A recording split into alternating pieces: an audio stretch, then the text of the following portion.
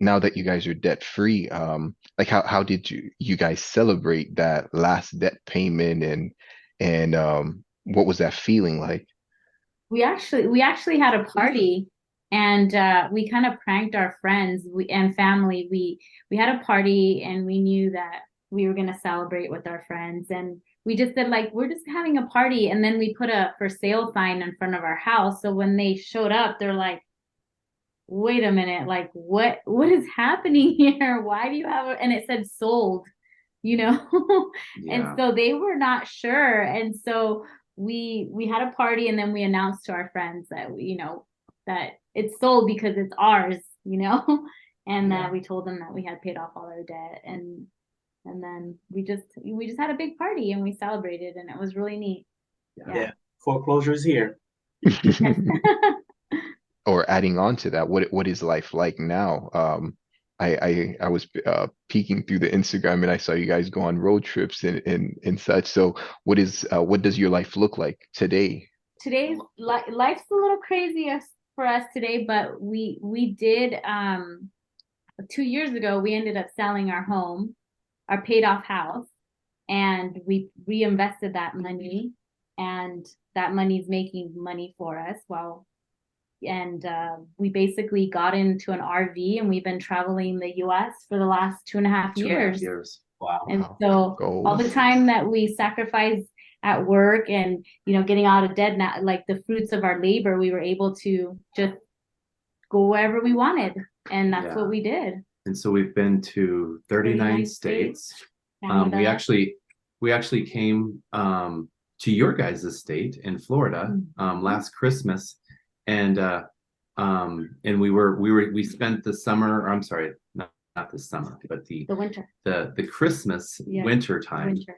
in the Florida Keys, which was amazing. Oh my gosh, the water down there is beautiful. Yeah. And we've been to more national parks than I have ever in my entire life.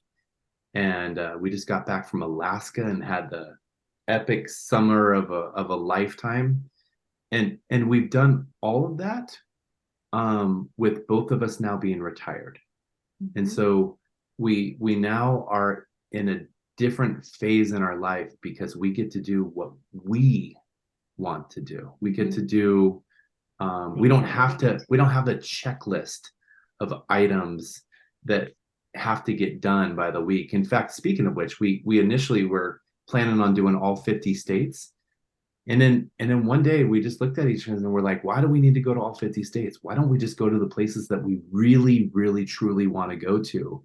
Because in work, they make you do the checklist because the things that they need you to do. But like, we want to do the things that we want to do. We're retired. We've paid off everything. We've got investments now working for us. And that's the crazy thing. One of the things that I really want to emphasize is everything that we learned, everything that we're doing, we learned. So with a lot of research, we learned how to do trading stocks and trading options. We researched what like living in an RV would be. And the crazy thing is we gave all of our items away in the house. When we sold the house, we basically just said to family and friends, whatever you want inside the house, take a stick-it note, put it on there, and it's yours. And our family just came and they took stuff, and we're like, wait a minute, I thought you guys were kind of sad that we're leaving, and why are you taking all our stuff? Don't mind me. I'll just hold on to this one. Yeah, Right. But there was no yard sale or estate sale or anything, and we just gifted it. We gifted it to everybody, and there's something. I think it's an innate feeling that we all have. Like we all love to give, and it's one of the reasons why we love to share our story is because we are two just absolutely ordinary people that just decided to do life differently. And I think when we allow the Lord to aid us in that, he will bless us through that walk, in that journey. And yes, absolutely, there will be obstacles that come in your pathway that you're like, I don't know how I'm going to get through this. I don't know what is the next thing. But I'm telling you, like there's nothing that you cannot do, and especially when you have a team partner like this that you can do it with. I think we limit ourselves and we limit what the relationship that we're in to accomplish things. I think on just that point, I just for anybody that's viewing this, our journey was always foundational around giving. Like we gave first, no matter what. We always gave first because he gave first, and that's been the foundation of our family. And so I feel that because we've always been givers, that the Lord has blessed our journey even more. So even when you thought like maybe we shouldn't give because you can't, we still did. And I feel that we were blessed more than we deserve because of it. Yeah, I mean, there's something to that. Like the more you give, it seems like the more that you receive, and it's not like you're giving to receive, but it just sometimes just happens that way. And I think even non-believers believe that. Right. So if you're not a Christian, that premise, because it's so biblical, it's the reason why that happens. It's a foundation in us. Like he gave his only son for us. Like God did that for us so that we could have that example, so that we could live through that in our own lives. Right. Into that. So you guys, the two of you are retired, and neither of you look retired age. Okay. So you shared with me and Williams earlier that neither of you were raised in financial savvy homes. And now that you are retired before you reach the age of retirement, the age of 65, what does that mean for the rest of your life? And what does that mean for the two wonderful kids the two of you are raising? Well, yeah, that's a great question. I think now that we are now, since we're not stuck or strapped, we're able to do or go where God calls us to go. And so we have the flexibility to move or pivot wherever that may be. And then in terms of our children, like we are, they already know like the foundation of our family. They already know when they get money, they give, they save, they spend, and they were taught that at a very young age, and they know that. And so we're setting up that legacy for them and that foundation that we didn't have, and all the sacrifices that we made so that they can have that education or that foundation from the beginning. And so for us, just being able to just change that trajectory for our family, it's pretty humbling. And I think the other thing is as a father, you live for the weekend. Like it's like you're waiting for that one occurrence that happens on Saturday or what happens on Sunday or whatever it is. And it's the weirdest feeling to now wake up and be like, what do I get to do today? Like, where do we want to go tomorrow?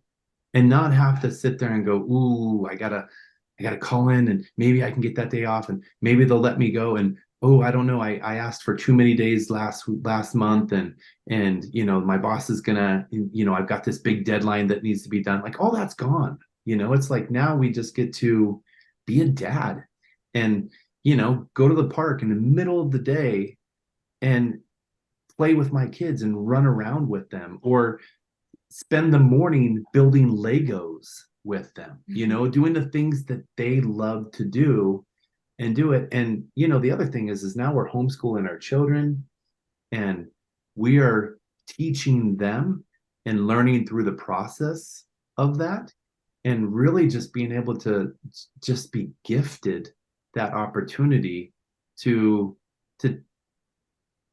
really dive in to that. So I think sometimes, my parents were both school teachers, and I love my parents. My parents are incredible.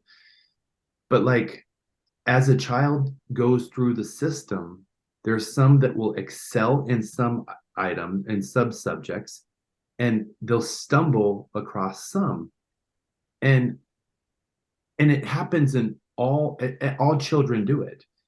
Well, the cool thing is with our children, when they're stumbling, we get to sit there and pick them up and lift them and encourage them and show them and teach them this way or teach them that way and kind of, okay, well, let's do it this way and oh, you got it, great. Now on to the next course and next lesson. And I think being able to do that is just so inspirational, because you can really like teach them Mm-hmm. and know that they're learning everything, so that and you just get to teach them in general. Like I think that's the other thing too, like opening the door for mom. Like I make it a point that my son, who's 9, and I intentionally I put both girls on the same side of the vehicle, right? On the passenger side. And both boys, both men, are on the driver's side.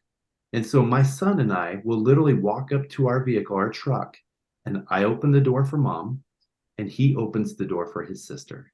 And I think when we can instill values like that to honor the woman that you're with when you open up the door for her, to walk on the right side of the street to protect the lady that you're walking with, to pay for the meal. Like I think sometimes we've just devalued all those values that we do, because they're not taught the reasons why. But the reason why a man is to pay for that meal, it's to show them that financially, through thick, through thin, till death do us part, he's going to figure out a way to put food on the table and make sure there's a roof over our head. And I think that is even if she makes more money dating, right, than the man, it's his job to pay for that meal. And there's no other way of doing it. And when we can instill that into our boys and teach them those kind of values, we're going to see these men of greatness arise. And it all transforms to the why we do things, all of which are enriching experience from them, from just your son and your daughter seeing mom and dad living out their lives, their homeschooling experience, spending the time in Florida Keys, spending the time in Alaska, all of which are experiences that they themselves will it'll make them even better individuals for our society in the future. And that is truly awesome. And even for you guys, I'm sure it's super rewarding to be able to spend that time with them as well. I mean, it's Yeah. challenging because we literally have them all the time. But they teach you a lot about yourself and Yeah. where you need to grow. And Yeah. I just like sometimes, like the other day we looked through our kids' finances, and I'm like, I can't believe that I didn't have this money when I was like in my 20s, but we're setting them up so that they can leave a legacy for their children. And we're teaching them also so that they can teach their children and their children, like all the mistakes we made and all the things that we learned, and, be able to have that door open for them so that they can truly do something for themselves. Yeah, Yeah. it's really awesome. I mean, we have even in their portfolio, we have our son doing a lot of that for us. So, for example, like he's 9 years old, and he will tell you what a dividend paying stock is, and he'll define it to you and share with you and tell you companies that are actual dividend paying companies. And so when we were looking to invest in his Roth IRA, we were setting targets to where it was a tranche or a buy-in, and we were discussing it with them. Okay, the current price is this. Here's the 52-week high. Here's the 52-week low. This is where the price is right now. Where do you, Jonathan, think a good purchase price would be? So when you start asking a 9-year-old and giving him, empowering him to choose which, in fact, speaking of one, he's showing me what he's doing right now. He knows he's not supposed to be bothering us. But to choose like where he wants to buy in on that company. Yeah. And I think that's what we have to do is even more basic, we look at toys and we're like, well, who makes this toy? Okay, what company? Okay, well, let's look up this company. Are they, do they trade? Do they give you dividends? Like, so do you want to invest in the company? Do you want to put money, or do you want to buy this toy? Just making their mind just think differently in terms of like, yes, you can have the object, the instant gratification right now, or do you want to put it in this company where you can make money?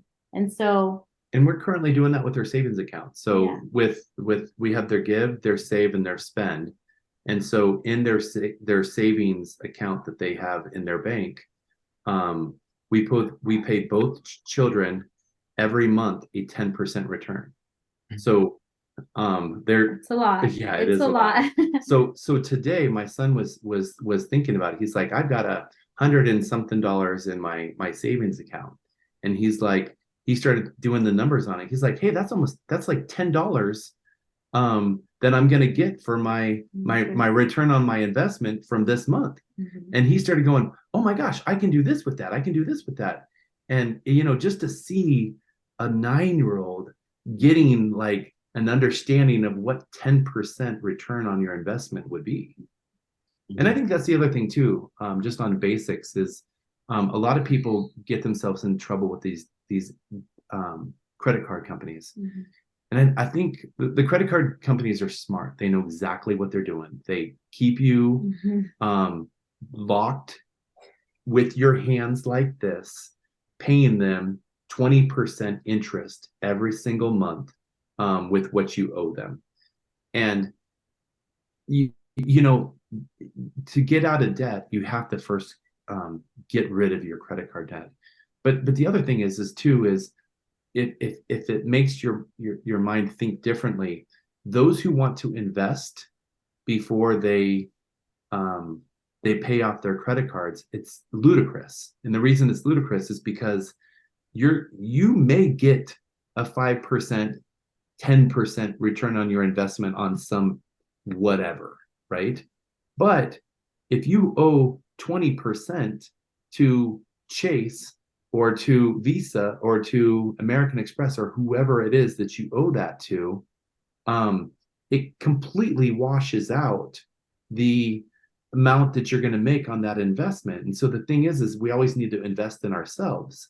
So investing in getting rid of those credit card companies, you immediately get rid of that 20% interest rate, and then you can move forward with being able to be able to then at that point invest. And that was exactly what we did. So Heidi and I, once we got ourselves out of debt, that's when we started learning how to invest our money. Yeah. And we did that 3 years before we decided to retire from corporate America. Nice. And that the analogy I use for that is basically plugging up the hole in your bucket. I mean, if you keep adding water to the bucket, but there's many holes, the water is always going to go out, and you'll always have to fill it back up. And it's just so you need to plug those holes up in order to be able to have your cup overflow in essence.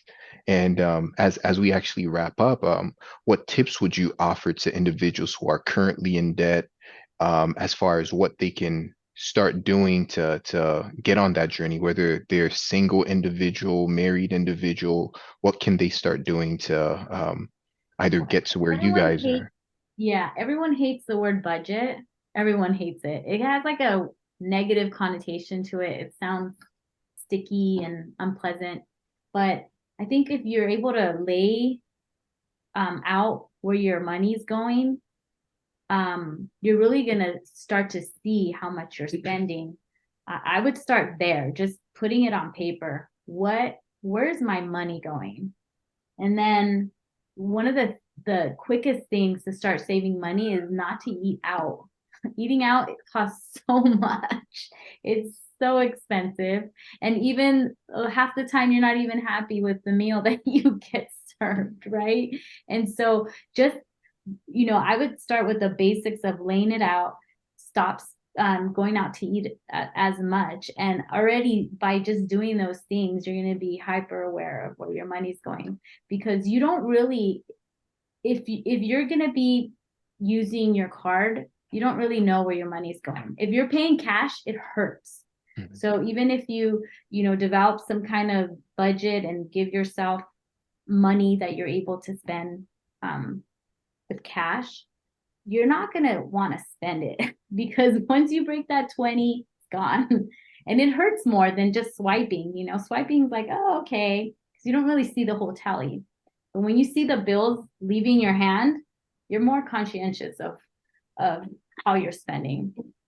And I think that too is, just to elaborate on that, is, when you go out to dinner and it costs $60, or even $40, you then compare that to the price of when you go to the grocery store. And in the grocery store, you can spend $100 for a week, or $200 for a week, depending on where where you're going. And then all of a sudden you sit there and you're like, whoa, I just spent $40-$60 on a dinner for two, right? Not even a family or one, and I just spent that, and like I can buy $200 worth of groceries for a week and a half and then some. And you start realizing, wow, I can really, so it's really just kind of understanding where your money's going. But I think, another thing is this. I would personally say you have to stop believing what everyone is telling us. You have to believe in yourself. And I think that's the first step, is saying, you know what, I'm going to do this. And I think by setting small, measurable goals that you can achieve on a weekly, monthly, yearly basis, and get those done, like starting up a budget, like, okay, this week I'm going to just come up with a budget, and that's what I'm going to do. That's the goal. And sitting there going, okay, this is what we're going to do. And then the other thing is like having an emergency fund.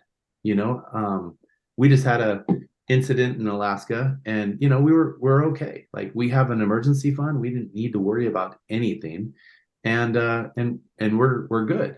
And so I think, just really being a member of this channel is going to be an asset, because I think Gene and Williams, what you two gentlemen and your families are doing for this, we need more people like you to help teach people like us how to do it. And there's not enough, people. And so, we got to believe in ourselves, and then we got to seek out others who have achieved where we want to go, and listen and do what they have learned, their ways, and do their ways. And there's no one shoe that fits all. We're just not created that way. I mean, there's a reason why fingerprints and hand are all completely different. Like, there's no same fingerprint in the world, and there's a reason why there's no shoe that fits. There's no it's the Cinderella concept, And so I think, believe in yourself, seek others that can teach you, and just set measurable goals that you can actually do, and just do it. Just say, today's the day. I'm just going to do it. Yeah. Wow. Thank you guys very much for your time. I mean, everything you guys just said is so relevant and so important to our viewers who are watching. I mean, setting measurable goals and setting a timeline for those goals. Don't just say, oh, today, or I'm going to pay off, I don't know, $10,000. Okay, great. When are you going to pay off the $10,000? In 20 years, in 30 years, in 5 years, in 2 months? When are you going to do that? So it's not just setting the goal, it's also setting a time for the goal. So it's not like, if you want to lose weight, I don't want to lose 20 pounds or 15 pounds or 10 pounds, whatever the number is. What is the time measurement? Are you measuring that? Otherwise, it will never happen, Right. It would just be like, oh yeah, one day I'm gonna do it. And then one day comes, oh yeah, tomorrow. Tomorrow comes, oh yeah, tomorrow. And then you look up, you're 70, 80 years old, and it's like, oh my goodness, I never achieved this goal that I set out to do because you Yeah. never put a time restriction on yourself. Yeah. Um, Yeah. Thank you guys so much for sharing. We know your story is going to impact a lot of people on our channel. We really appreciate your time. We appreciate your story. It is such an amazing story. I mean, you guys paid off $500,000 and like you guys are completely free and retired and exploring this wonderful country that we live in. So man, amazing. That is just amazing. It's just amazing. Yeah, Wow. it's been really cool. Thank you for having us. Yeah, we're grateful to be here and honored. We really are. Orson, if anyone wants to connect with you guys, do you guys have a means by which they could do so? Email, Instagram, or Facebook, or anything along those lines? Yeah, we have an Instagram, which is Humbled Home Big Backyard, because we have this little humbled home, which is our RV, and then our big backyard is literally the United States and wherever we decide to park our RV for that night. And we also have a website too that people can reach out to us on, and but primarily the Instagram is really where a lot of our content is, and we try to put up as much you know lessons that we've learned and so forth like that, and tips and tricks on how to become debt free on there. And then my wife is super hilarious. She just everything that I do on there, I'm basically doing because my wife tells me to do. Sounds about right. Yeah. Sounds like a husband. Thank you guys so much. We're gonna leave the link for your Instagram page on our details. And anybody who's wanting to, they can go ahead and click on that and view your page and see your material and reach out to you guys. We really appreciate your story and the impact it's going to have on people. Thank you. Thank you. Thank you so much, guys. So, well, to all of our viewers, again, please like, share, subscribe, share with all your friends, family, and we hope that this content was able to inspire you to get on the journey, inspire you to write down the budget and to put measurable, attainable goals down and dream big. And those measurable goals will help you get to that ultimate dream. So again, thank you, Heidi. Thank you, Bryan. And we look forward to staying connected with you guys. Sure. Absolutely. Okay. Yeah, Jane Okay. Williams, thank you. Thanks.